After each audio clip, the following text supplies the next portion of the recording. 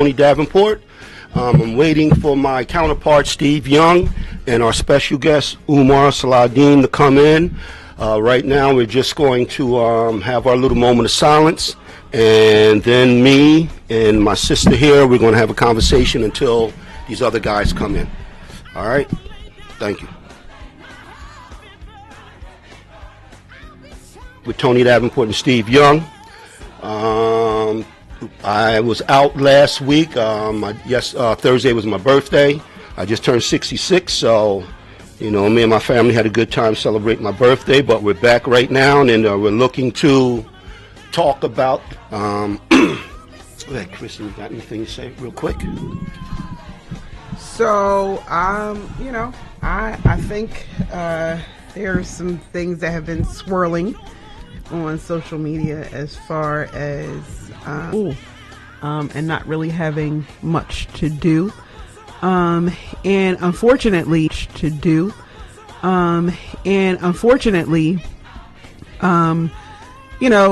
there are other cities like Atlantic City that have and I'm not saying this because I live in Atlantic City or anything like that. I'm just saying, from being on the outside looking in, they have kind of been doing the work as far as making sure that the kids have activities when it comes to what is going on with the children after school and school breaks and things. Like I understand that it's not necessarily the duty of the city, kind of is, because when when you look around communities, that's what community centers do. They give the children entertainment to make sure that the community is thriving when the children have downtime. So, Yes. Well, honestly, what you're saying, I think you're absolutely right. And I think it is the city's responsibility. Mm-hmm. It's the city's responsibility and the school system's responsibility to take care of all of our children. When you look around and you have a week and there's nothing for the children to do while they're out, it has to be a way that we could open up a school for a couple hours, or, have some type of event going. The weather was pretty nice. It was pretty decent for a couple of days there. I know it's been a little cold for the last 2 days, but, there's should always be something for our children to do. We have playgrounds that our kids motivated.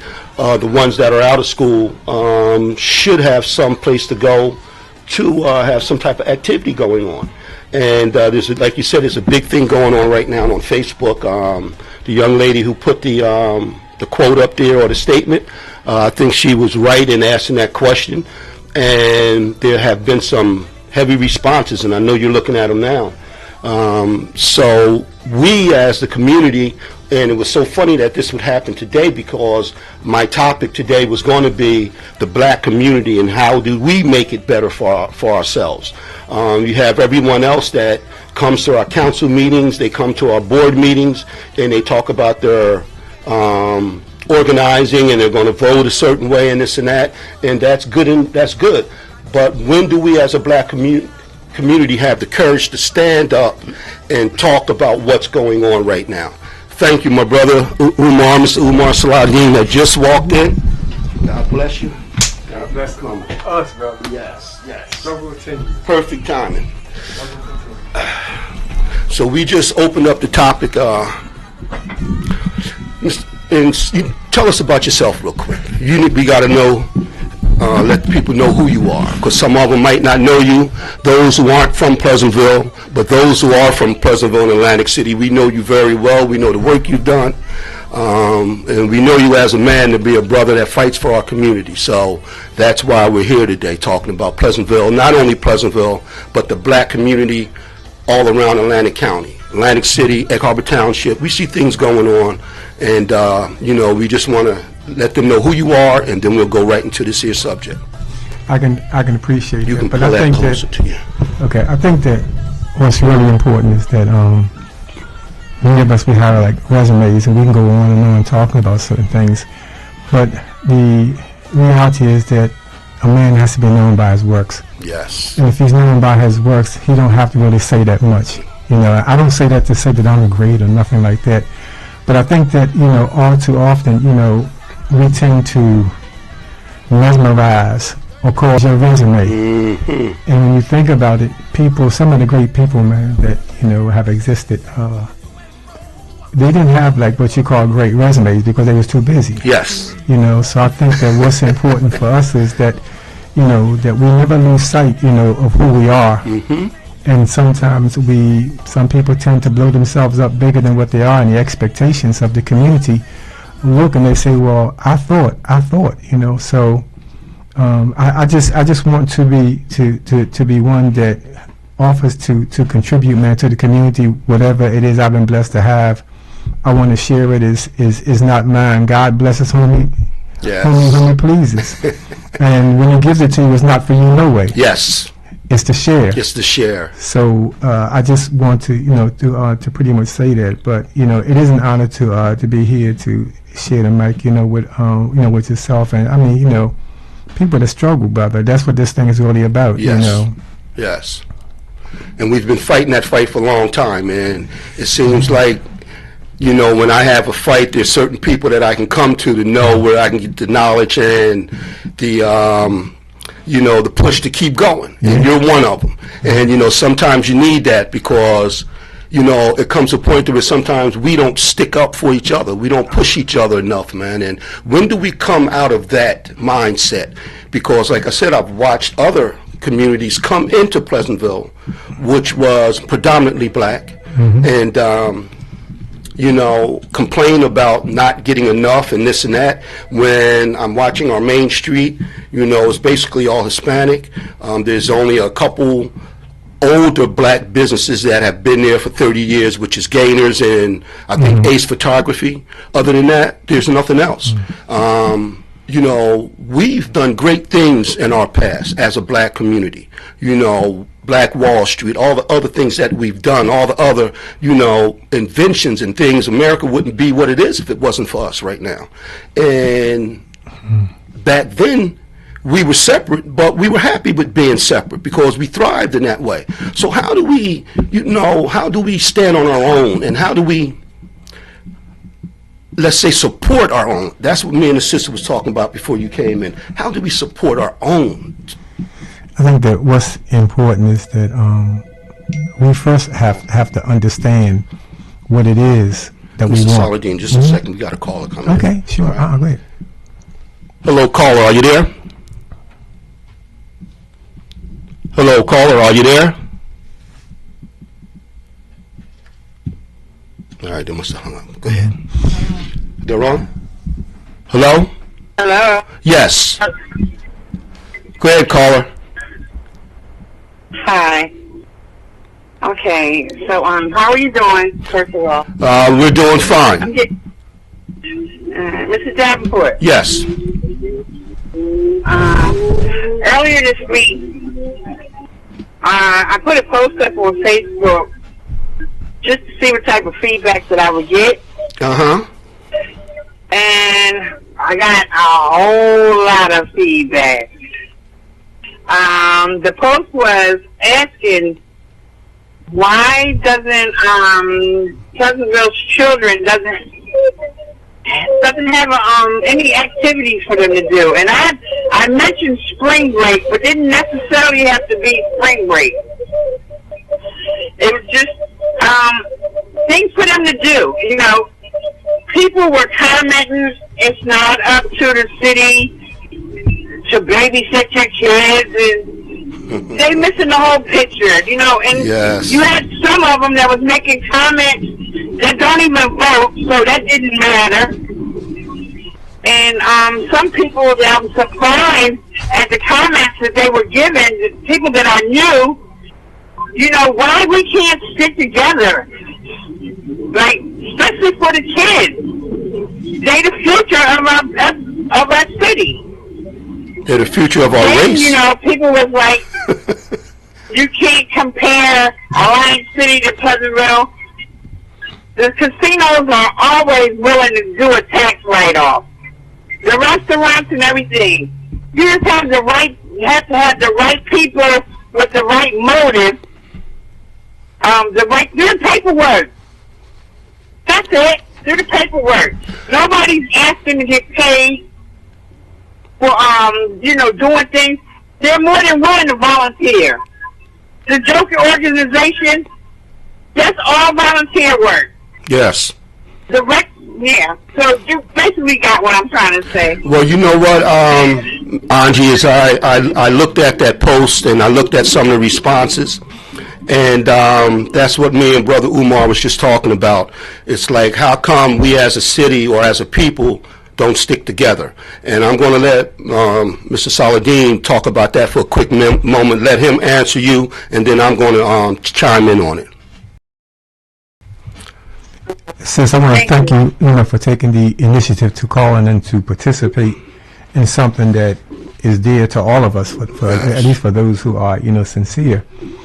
But sis, I think that, like what's important is that we've had, and I was reading something before I came here, we have some things that's of mutual benefit to all of us.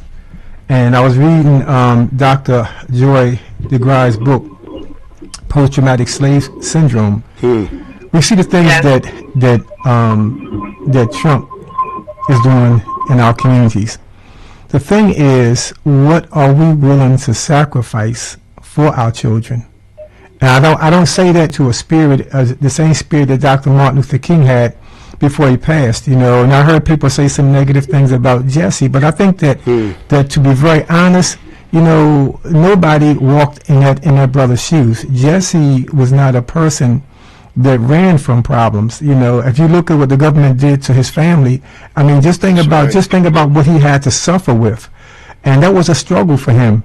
I think that for us, we have to look at what we really want, and then ask ourselves what it is that we're willing to make a sacrifice for.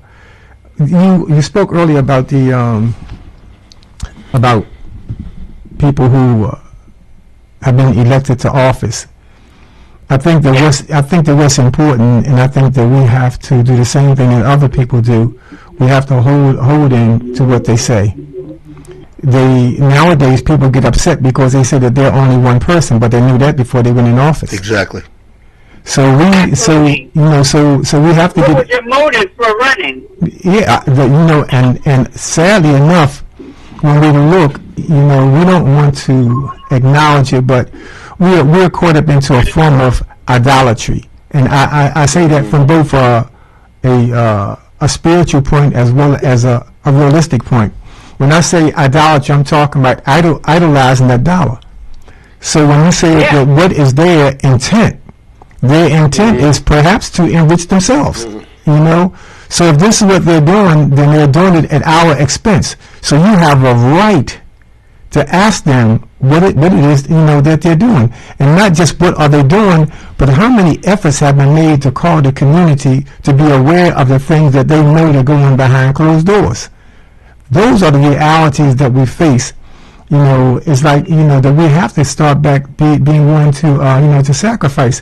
Since our families went to school, those parents took their last dollar to get us educated. Is this what they wanted? Nope. This is not what they wanted. So we have to call each other to be accountable, all of us. We are all responsible because it takes a village to raise a child. Some of us have went through that. I know what it was like to have like my next door neighbor look out there and say, "Boy, look here, that's right."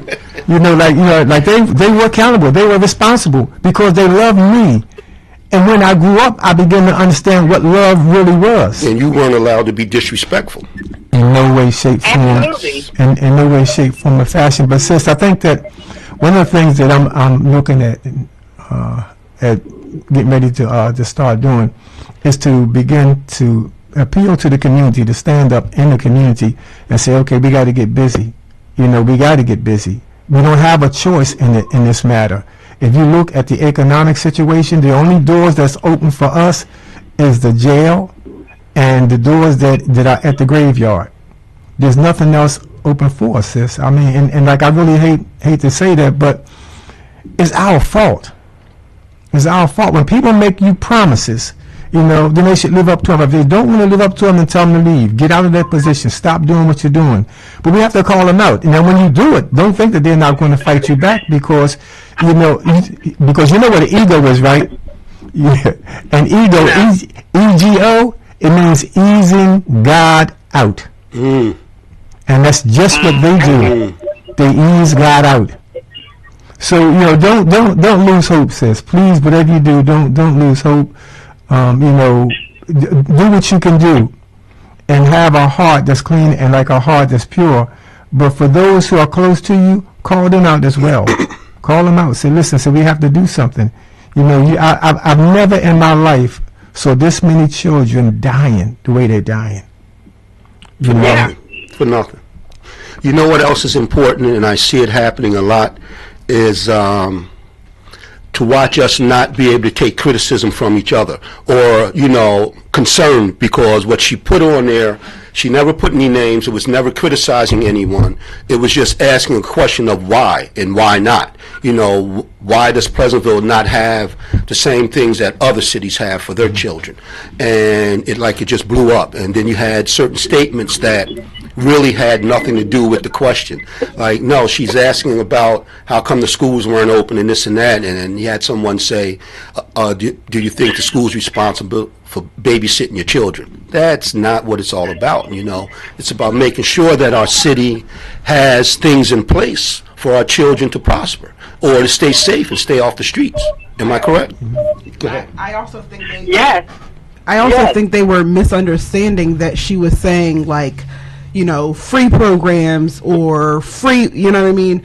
She was saying, where are the resources for children in this city? You know what I mean? I saw where a young lady from the Boys and Girls Club in Atlantic City gave a resource, and it wasn't that, okay, great, it was a great resource. There was a fee, and it was, like I said, it was a great resource, but again, it was still a resource outside of Pleasantville. And so what I do believe that Andrea was saying was, where are the resources? We're not saying come babysit my children. Exactly. What we're saying is what is available to the parents in Pleasantville. And I'm not even saying plan, okay, yes, some of you can go on vacation, but the reality is most of you are not. Nope. And most of you do not have the liberty of taking your children on vacation for spring break. Be for real. Be for real. Most of you are living pillow to post. Yes. Most of you are let's be for real. And that's because the reality of it is a lot of us can get on the internet and have the liberty of living a lie on the internet and making it seem like let's stop lying to ourselves. Yes. And playing like you've got it figured out. And so because we know this to be true, we've got to stop doing that and stop trying to make it seem like, because we're asking for what's available that you're failing as a parent. No, she's saying resources that keep them out of trouble, because yes, that is the city's job. Yes. Because when your children start to commit crimes and things like that, then you start to look at the city and say, well. Yep. They didn't have because we didn't have no excuses. Excuses about being what? Proactive. Yes. Go ahead, Pleasantville Recreation Center is closed. But rec team for the AAU team, the younger ones have a game this weekend. You know where they're practicing? Where? On Leeds Avenue, outside the playground. There's nothing open for them to practice. Wait, they didn't open the doors? No, nothing. If weather permits. Ooh. You know something, sis, and I say this in all sincerity. Put the money when you look at what you're saying, the schools belong to the community. Yes. If you don't think that they don't belong to the community, you stop paying that school bill and watch what happens. Or keep your kids home for a week and see what those see who gets paid. So we have to make a conscientious effort to say, listen, don't get too fly with us, because it's our money and our resources to keep these schools open. If in fact that we decided not to do that, okay, then it would be what you call a rebellion. But in all reality, sis, you don't have to beg anybody for anything when you're paying for it. Yeah. You're paying for that. Absolutely. You know, they're not doing you no favor. They're not doing you no favor. And the thing about it is that we have to realize that we should hold people responsible. I'm paying you, but you're not doing me no favor. Right. You know, look at that budget. Look at how much money people pay every year to the schools. So, you know, so what you're saying is right. Whatever you do, don't give up, but just remind them that your money says you have a right to open your mouth and also have input. Absolutely. You know, not to just sit back and say, well, we'll see what we can do. No, we don't want to do that. We've been through that too often. You know, we've been a victim of lies. So what we need to do is to go into the community, to get people, to get the children, let them go in there and vent their anger. And I guarantee you they'll say one or two things. Either we're going to close this meeting down or we need order in here. Mm-hmm. But the thing about it is that it's not the people that's coming there. It's the people they put in there that they're supposed to have their best interests at heart. Mm-hmm. You know? Absolutely. What is your motive for being in office? I still have not forgot that young boy that sat over there in the stands and got killed. Yes. I have not forgot that. Yes. But they would like for us to forget it. You know, they make up all kind of excuses why. I also understand that with the Jokers and some of the other teams out there, that they don't have access to the school either. They don't. You know, but we don't. But I'm saying, kids are right now, as cool as it is, on Leeds Avenue playground behind the school, practicing for a tournament in King of Prussia this weekend. Well, you know what, Miss Alexander, it's just crazy because what Mr. Saladin just said, it's one thing that bothers me is that, you know, there's nothing's being said or no one's being held accountable for that young man's death. And it just doesn't make sense. You know, and this has been 10 years. Oh, man. Close to it? Yeah. You know, close to it. Mm-hmm. And, you know, I can remember they celebrated when the guys were caught over here in Northfield, Absecon, when they got caught. And I said, listen, I don't understand why y'all are celebrating. I said, because we did nothing right. You know, if we did anything right, we should have prevented his death. You don't celebrate afterwards. It doesn't make sense. Mm-hmm. Hey, we caught the guys, that's all to it. But don't sit there and act like you did a good job. Because I feel that we failed him. We failed that family. And we failed the community. But there's another point, too. The thing about it is, how did all that come about? See, we just can't look at just the young brother that got killed and then the guys who did it. You know, there's other factors there, and there's other people that's responsible that if you don't point them out and hold it up, they'll say, well, it wasn't us, but it was. Cover it up. Yes. You know? And see, the thing is that, like, we often look at, and I know, you know, Steve just came in, and I know some of the things that, like, we've been through, and people say, you know, like, you know, are y'all getting paid for this? Everything has to be a payday for people. Mm-hmm. Everything has to be a payday. Mm-hmm. You know, Trump. Absolutely. You know, when Trump starts taking that money, they don't ask nothing. They don't ask him not one question. And he's taking it. We haven't saw anything yet. Wait till this stuff go on this Project 25 that everybody keeps saying we don't know anything about. Watch what happens with that. Watch what happens to it. Watch these children, you know, begin to no longer live in the community. They'll have housing in like the penitentiary. And it's all because we are afraid. I didn't want to say this, but I got to be honest. Too many of us are still afraid to speak. We're scared. Yes. We open our mouths. We don't want to offend nobody until somebody's child gets killed. Yep. When that child gets killed, all of a sudden now everybody's responsible. You know, no, we can't do this. Yep. We're not going to walk that walk no more. We're not going to talk that talk. We want some action, and that means let's do it. And the bad part about it is, until somebody's child gets killed, and then we're riled up for a minute. And then we go quiet again. Yes. Complacent. right back into the same old shell, and it's ridiculous. You know what was so crazy is I can remember when in 2000, matter of fact, me and you were together at the time, and I was starting to run for mayor, and that was when Trump ran for presidency, his first run. I watched our city, our officials, our police department allow a caravan of Trump supporters, which was a hate group, was basically like the Ku Klux Klan, come through Pleasantville, Come down Main Street. and they go right down Main Street, and nothing was said and nothing was done. And I'm not going to pat myself on the back, but I was the only one who spoke up on it. I was the only one that said something about it. And you know who got arrested for it? Was one young black youth. You had them come through Pleasantville, call us all kind of niggas and this and that and all kind of other things.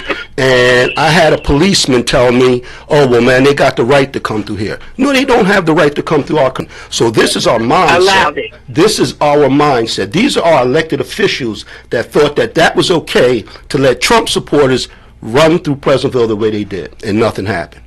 And escorted. This would be an answer. Go ahead, Mr. Young. You just came in.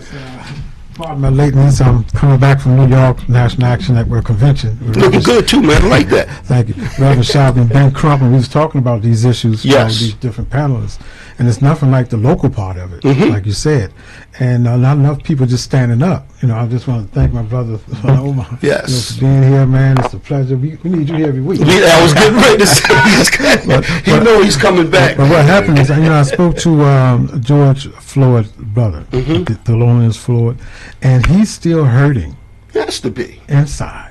Has to be. Every time he goes somewhere and it's mentioned his name, I mean, you can see the tears is coming out of his eyes. As well as Trayvon Martin. What we do is priceless. If they try to put a number on what we do, it wouldn't fit in with what we do. So some people you just can't be bought, because how can they put a number on you speaking up for what's right? Exactly.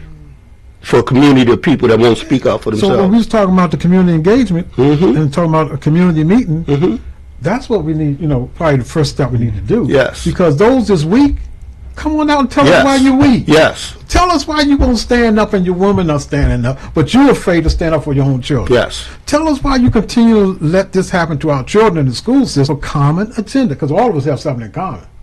Right now, everybody catching hell Yeah, buddy. around the world. Yes. That's But right. you know something that Steve said just now just made me think about it. I get tired of hearing these brothers or men, whatever you want to say, man, why the women out there? Why they out there? Cause you not. Well, the thing is, they wouldn't be out there Yes. if you was out there. Yes. Right. You know what it is that like these women who are out there, they are mothers. What they're saying is, well, okay, if you want to stay here in the house, okay, I'm going. Well, I want you down there. Well, then you go. Yes. Well, I ain't going either because they ain't going to do nothing. Well, you know what? I got to go. Yes. And this is what they do. Our women can always be counted on to stand up, brother. I mean, you start looking at like the struggle. I mean, how many black women stood up, went to jail, got killed, and they don't want to talk about that, And I think that we've got to come to the reality that their deaths cannot be in vain. Exactly.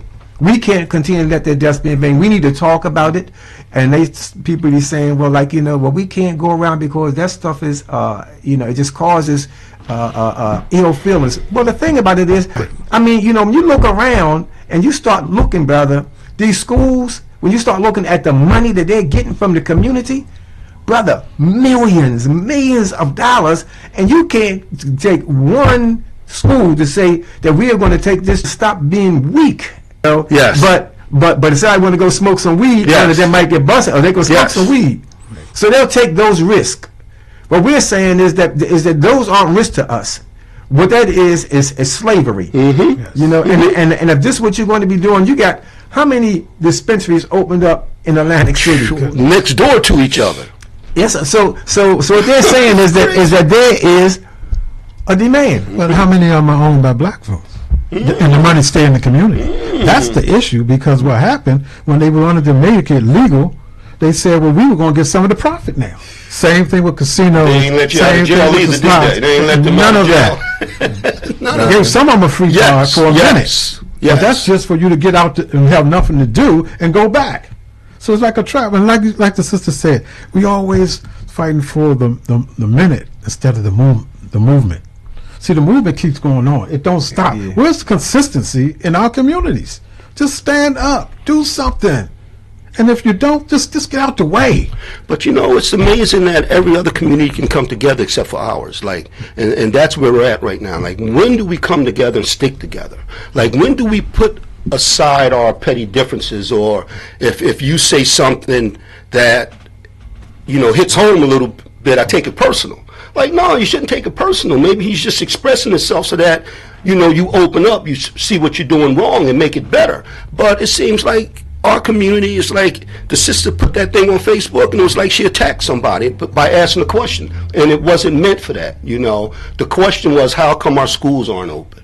And I look at the situation where here in Pleasantville, we continue to hire a bunch of people from outside of our community to take care of our kids, Umar. And I know it was said, you never hire your enemy to raise your children. And that's what's happening right now.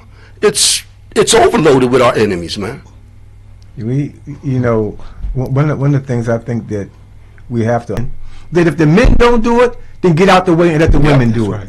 Get out the way. Stop making excuses. Ain't nothing going to change you right. Ain't nothing going to change it you. Go on back home, turn the TV on, get whatever you And got, your blood or whatever, Yes. and watch us do what we got to do. Yes. And we get tired of seeing that, though. What you're saying is exactly right. It's always the women and the children that leads everything. When my brothers were out there, you know what I mean? So it's not something that I want to let go, just hand it over to anybody. You know what I mean? I think it's worth fighting for. Pleasantville is worth fighting for. And it's still going on today. Yes. I went to a meeting last week. Yes. Where these brothers, mostly the laborers, was black. The ones at the top was white. Now, how did they get there when the majority of us is in control? Well, what happened? They said, "Look, we don't feel like we even here. You treating us like slaves." And the guys and the white people actually saying, "Yeah, boy, I'll take care of this." Saying it in their face. And where can they go to for help? So they had a meeting to say, "Look, all right, we recognize this and it's a problem. We reporting it to management. Management, you don't do something, we're gonna have to take other actions." And they have a union. Now these union reps, not the union reps, but the labor unions, the ones that's head of them, they need to be more proactive. Yes. Because what happened, that helps our people be free. Yes. Help them want to speak out, because you got backup. But if you don't have no backup, you're back up with the white people that's going to keep enslaving you, then you go right back where you start. But this happening today. That's what I'm going to do. It's happening right now today. It doesn't stop. I think the gentleman said something earlier, not just about being scared, but what are you willing to sacrifice? And I think if we get back to a village mentality, because the reality is we got away from it takes a village. Yes. And that's why everybody is attacking. Oh well, it's not the city's responsibility, because you don't think that it takes a village. And so if we get back to it taking a village, and my community is my responsibility, Yes. and that, yes, my children, the sacrifice that I'm willing to make is I will give it all up for them. Yes. And everything that I do, the sacrifice, because unfortunately, economically and all those things, we have been pushed into a place where we have to do things based off out of necessity. We have to do things, and they are the sacrifice. And so we've given our children up in order to take care of them. Okay, so I have to go to work, so you're the sacrifice. So I can't be here for you because I have to go to work to take care of you. You know what I mean? So my time, my being here, so whoever signs my checks, essentially, that's my master. Right. And you are the sacrifice. The children. The children. And so unfortunately we have to get back, we have to get to my schedule is around my kid. Yes. And how that looks for some people, I don't know. You know what I mean? But if we could get back to a village, because I do remember a time, and for a lot of millennials, we're kind of on the cusp of that change. We're on the cusp of that change. We're you know what I mean? We teeter-tottered when it changed. So I do remember a time of being able to be in a lady's house who didn't necessarily have a license to watch all of us, but my mother knew that the best place for you. The best place for me. Safe and everything. And granted, we drove to White House, or we drove to White Castle in her Lincoln every Friday. Nobody was in a car seat. We had no business being there, but she knew that. You know what I mean? This lady she was going to make sure that nothing happened to it. Do you see what I'm saying? So we were on it, but that was a part of my mother's village.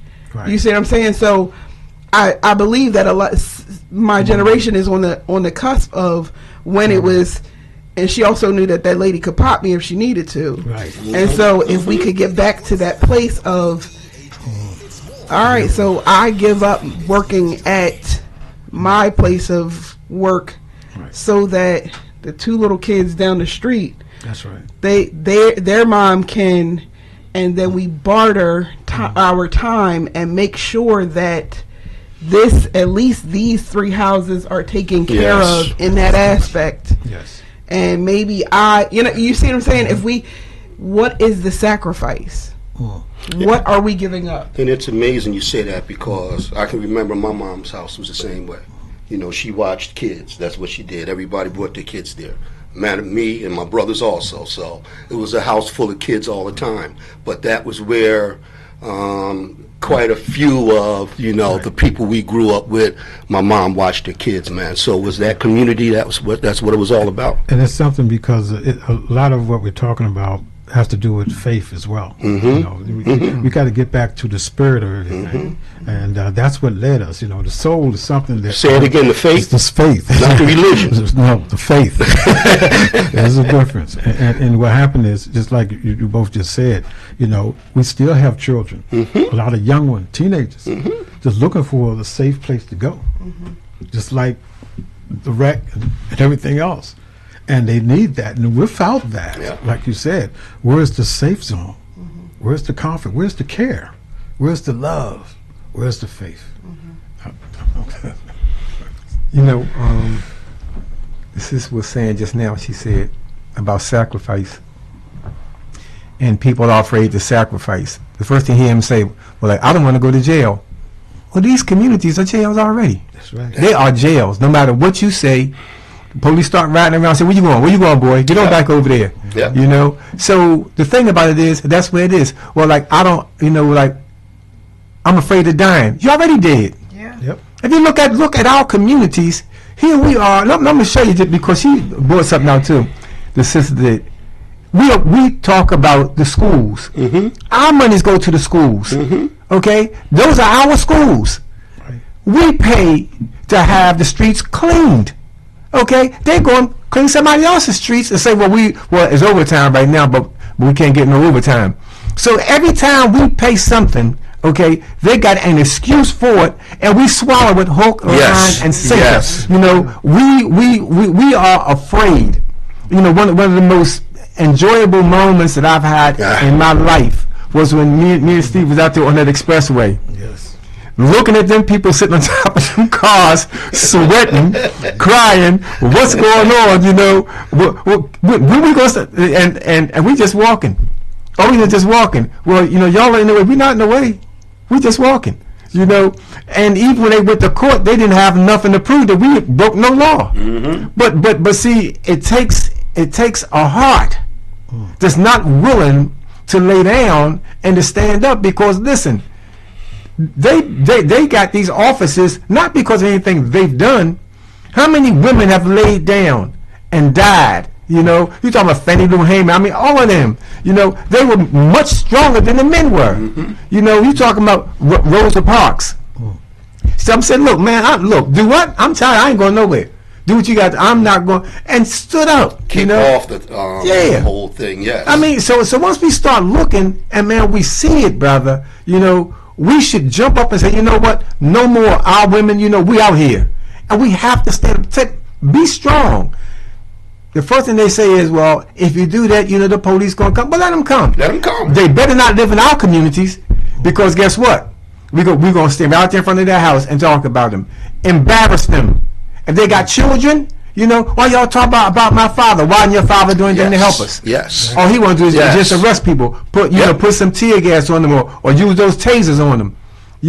But he don't want nothing to happen to his child, so his child stays in the house. At whose expense? At our expense. And then when it comes time for promotion, what happens? We ain't got enough blacks. Well, you know what?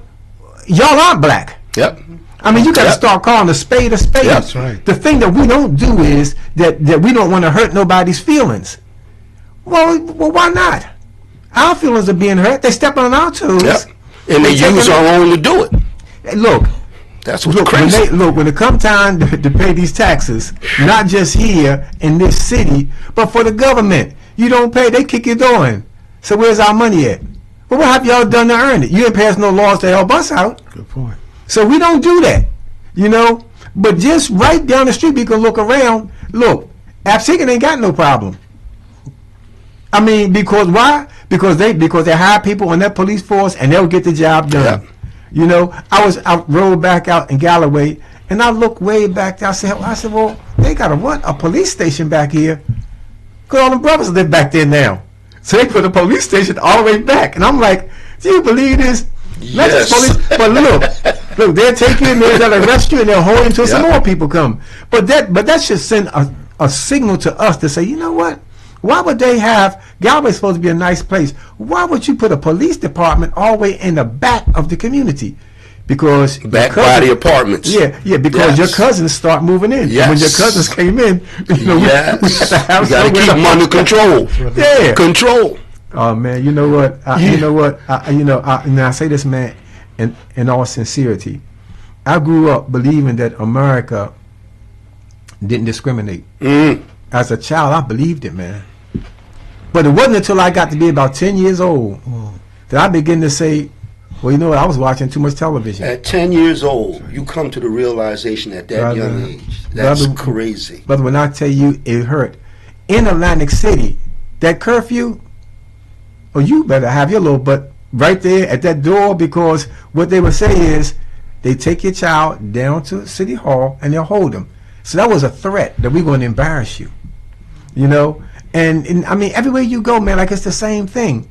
We have to stop being Dr. King, man, them brothers, man, every time I think about them. Malcolm, every time I think about these brothers, they went through, man. Brother, you know what they went through, man, but the thing about it is that they said enough is enough. Yeah. And enough right now is too much. And so when we see what Trump is doing now, sending ICE into the communities, that stuff is crazy. Now they went into a couple places like in the hood and they got beat up. They got thrown up out of there. Because them young brothers said, no, man, hey, look, you're in the wrong place now. And see, the thing about it is that rather than us defending them, we want to say, well, they shouldn't have been doing that. No, but they wasn't going to bother nobody. Well, you must then see a lady get shot in the face. Right. Or the dude gets shot in the back after taking his gun. Ain't that something? So, so the thing that we have got to stop doing is that we're already dead. Let's wake up. Let's come out of this nightmare that we're in. Because that's what it is, man. This is a nightmare. I'm paying you money and I can't use the schools. I'm doing everything that you asked me to do, and at the same time, what do I get back in return? Well, I'll talk to you later, or talk to me on the side. There's always stuff like that. No, you ain't doing that. You got something to say it now. Right. I remember when after the expressway demonstration, I took my car. I went for the city. I took my car to have it serviced. So little did they know that the guy that did that had liked me. Mm-hmm. Okay, so I'll go over there. I take my car over there. So he says, look, he said, Omar, I might be leaving, right? He says, so if I leave, he said, you got access to my office. He said, come in my office. He said, I'm going to put your key right here in the drawer. He said, you can take it, take your car, and don't worry about nothing. Okay? So whoever planted the dope in my car, they had no idea that when they saw the guy leave, that I couldn't get my car. So they left too. So here I go. I'm coming back. Look out there, nobody's there. Door was left on. Opened the door, went upstairs like he told me. Got the key, came downstairs, got my car, and went to drive off. As I'm driving off, I said, it was on the Friday, payday. I said, where's my ink pen at? I said, oh, over top of my visor. So I said, grab my visor, pour it down. I'm looking at drugs. I'm like, oh my goodness. I said, setting me up. But check this out. I had a radio in the car, and I said, do not stop me, because I'm not stopping. Okay, went in there. Usher was the mayor then. Brother, when I flew through this city, and they understood it, the thing was that I said, why were the drugs put over top of the thing? So first probably say, oh, well, I just had to put them somewhere. No. When they stopped me, they got two police, one on this side and one on that side. The one that was on this side would see the drugs. Exactly. Tell you to get out the car. So that's why I said, I'm not stopping. I'm not stopping, and they probably said, knowing him, he ain't going to stop either. So I'm flying down to City Hall, man. Until today, I have written a complaint against the Atlantic City Police Department. Now, they couldn't persecute me or nothing because the drugs were discovered. But about 5 black police came to City Hall. They said, oh, Mama, what's going on? So I told them. They said, police set you up. They told me it was a setup. They said, now, were we there? No. Do we know who it was? No. But we're telling you, everything that you said was a sign that those police, the one that was on the other side, once they told you to get out the car, they was going to pull the drugs out, handcuff you, and take you in. So I'm saying, but see, I already knew, but see, something, see, I already understand the pain that we go through. And I realized, man, that we got to give up something to get something. That's right. So I wasn't looking for anything, but they could never prosecute me for it. That's crazy. They could never, but see, I took it one step further. Immediately I went to a private doctor, took a urine test and a blood test. I said, they're going to say, if he's not selling drugs, he's using them. So both ways, I'm going to be cleared. Right. But I went in there, man. So General Briscoe called me into his office. He said, you know why you're here? So I said, yeah. I said, I'm not worried. He said, well, are you worried about anything? I said, yeah. I said, I got something to do. I don't tend to be up here all day, So he ended up telling me, he said, we had to send you to the doctor. I said, y'all know y'all sent me to the doctor. I also went to my own doctor. They figured they can play that game. Do you know what they told me? He said, Omar, I got to be honest. He said, you don't even have aspirin in your blood. What is wrong with you? He said, you don't even have aspirin in your blood. But see, that didn't comfort me none, because, how many other people have been railroaded? Yes. And they've been set up. That was God looking out for you, that you just reached up there and fell in your... See, when people ask me, have I ever seen God? I said, in more ways than you know. That's right. And more times than you know. Or what does he look like? I said, I wasn't looking to see like what he looked like. I asked you the knew his presence. Yes. You just want his presence. I said, save me. Yes. Hey, and that's what I got. So I was like Moses. I wasn't gonna keep on asking. Show yourself. Yes. What he did, man. Look, until today, I can appreciate, because, like I said, all those things happen. They happen for a reason. True. So all of us, man, and I know Steve has been through, and it's not about the notoriety, man. That's how people get caught sometimes. Y'all just want to be in the paper. Yep. No, it's not about that. Yep. It's about these women. It's about the children. It's not about us. Yep. Our thing is that we should be taking care of the women and the children, making sure our community is here for them. And again, man, those schools, we really need to start looking at the investments that we are making with our dollars, and as an investment, you're supposed to get something back. Yes. Yes. So what are we getting back for our investment? Not even a good education for our kids. If you're not on top of them, making sure things are right, most of them go by the wayside, and that's crazy. You know what else is nuts is we're talking about our community, and me and Steve has talked about this here, and I know we're going to do something soon. But, you look at the situation at the old high school. You had a guy buy that property for $250,000 and sell it for $2 million, make a profit. So who got paid from that? Like, who sold our community out in order for him to profit like that? All right, it just doesn't make sense to me. And it was a continual thing after it happened. Like, why would y'all do this here? Oh, we couldn't find nobody to buy it. We couldn't find a buyer and this and that. Well, then we should have kept it and built it on it ourselves, right? You go right down to the marina where they got that bar down there. You still can't go into that bar and sit down and have a drink. It's all white. It's all white. Like, how does that happen? Like, we're going to do that one day. This is Pleasantville. Because there's no way you can have an establishment in this area, mostly black community, and you telling black people they cannot go inside. I mean, not that we want to go in. It's just the principle of it. And you don't want to treat people. Listen, I want you to go after this here, Steve, but listen. While I was on city council, I went down there and, interrupted everything. You could see they were scared. They didn't know what to do. But they went up and they put up a no parking sign on their property, right? After that happened, they put up no parking on their property. But you know what they do? They go over there, and when they have their weddings and their parties, they use Pleasantville's parking lot, the marina up there, to park their cars on. And I was telling city council, no, man, we should stop them from doing that. If we can't use their property, we can't use their building, they can't park on our lots, and we should give them tickets every time they do. Or charge them. Charge them. That's only fair. But this is the mindset of the leadership down there. When you talk about weak, that is the definition of weakness. Yes. Yep. I just, I just think, over and over and over again, that they show you how they operate. When they said that the people that were responsible for killing Malcolm X, they had found out that they really didn't do it. Yes. Okay, well, since they really didn't do it, what are y'all going to do now? Are y'all going to start looking for these people all over again? They said no. They said pay that money because they understand that those people, okay, they knew what was going on. They let stuff happen because they had, and look, he was a man. How old were you then? Man. How old were you? That was what, 60? 65. 65? Okay, yeah, I was 5. 65. That was right after that was Malcolm Martin. Yeah. Like all of them was like one. Mm-hmm. Back to back. But see, the thing about it is this: we have to wake up out of this dream, because nothing has changed. It's a nightmare.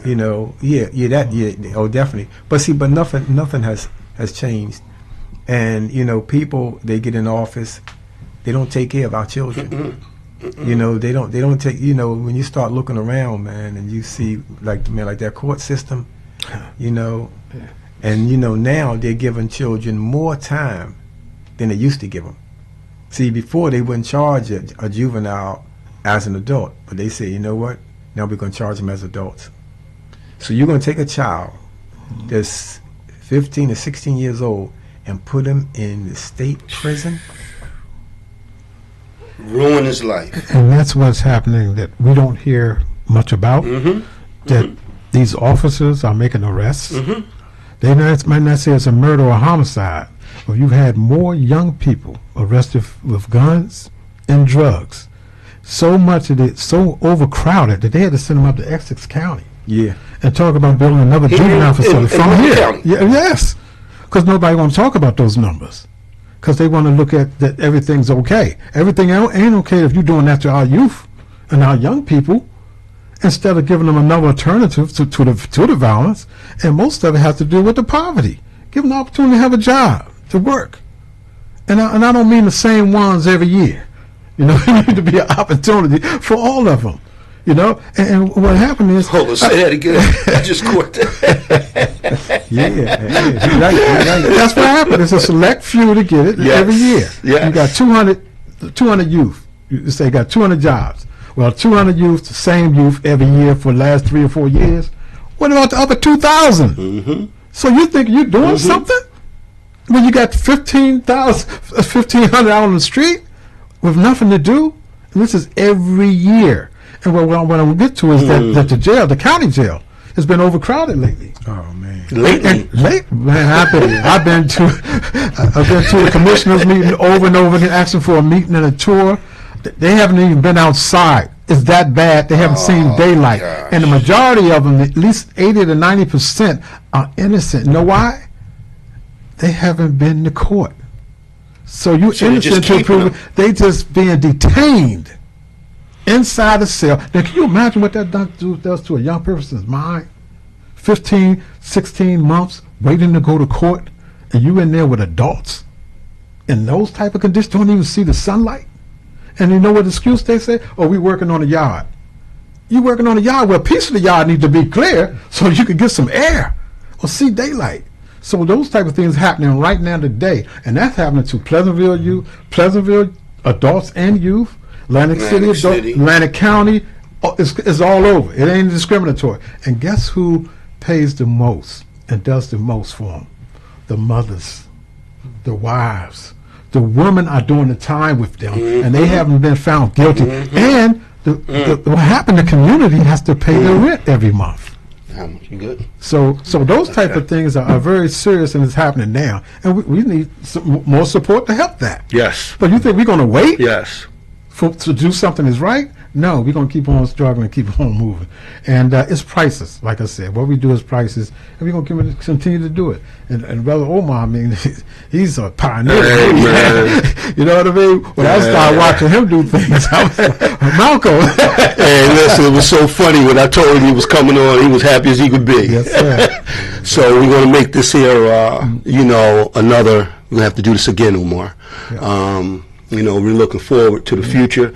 I know me and you said we're going to start tackling that situation down there. Yeah. But, we have to come up with our town hall meetings, like we said, and that's one of the things we going to need you to help us organize. So. Yeah. I think that's definitely crucial. The thing about it is that to be effective, it's going to take some work. Because people will promise you anything, but they won't show up. Yep. Absolutely. We familiar with that one? Well, we have, I got a couple, an announcement. We have an expungement. This was a thing that I was so proud that I was a part of bringing to fruition at Mount Zion Baptist Church. I think it's May the 9th, expungements. And also, I forgot it's another part of it. I'll have all the information next Thursday when we come back on. But I just wanted to make that announcement. Ernestine Smith, Dana, and all of these people that have been doing it for the longest. I took a little, backed away from it for a while, but still in all, that's something that I was part of starting. So I want to make sure we promote it, and it helps out in our community. Some of our young men and women, come in there and they've had a minor drug charge 20 years ago, and it stops them from getting a job. So we were able to help, the community in that manner. So we look forward to that on May the 9th, and we'll make sure that we talk about this again next week. But anything else you guys want to say before we get off the air? No, we say the best for last. Let the sister have it. Yes. You all good? I'm looking at her. Go ahead, my sister.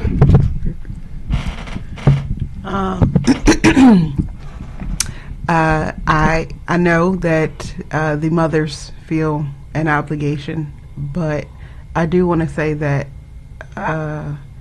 gentlemen, it's time for you to stand up and take your rightful place, so that we can lead from the back, because that's the original design. That's Yes, the original it is. design, and it's the best way to do it. That's it. All right, well, God bless you all, and we look forward to next week. Mr. Young, Mr. Umar Saladin, God bless you guys, man. See you guys next week. God bless us. Gospel 88.7 W